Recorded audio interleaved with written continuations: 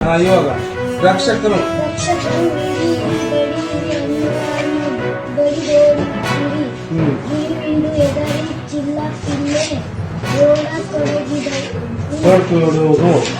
ರಕ್ಷಕರು ಕೋಲಿನಿಂದ ನೆಲ ಬಳಿಯುತ್ತಾ ಅಟ್ಟಿಸುವರು.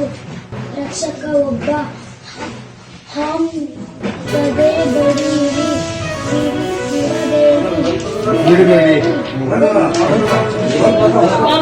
ಹೋಗದಿರಲಿ.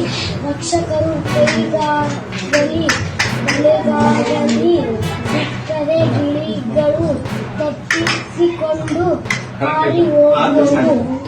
ರಕ್ಷಕರು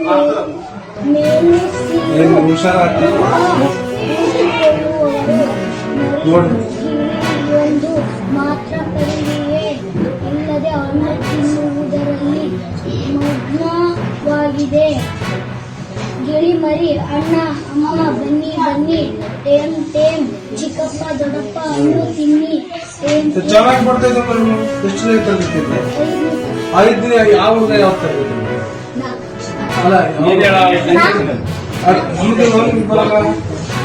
ನಿಮ್ಗೇನು ಬರಲ್ಲ.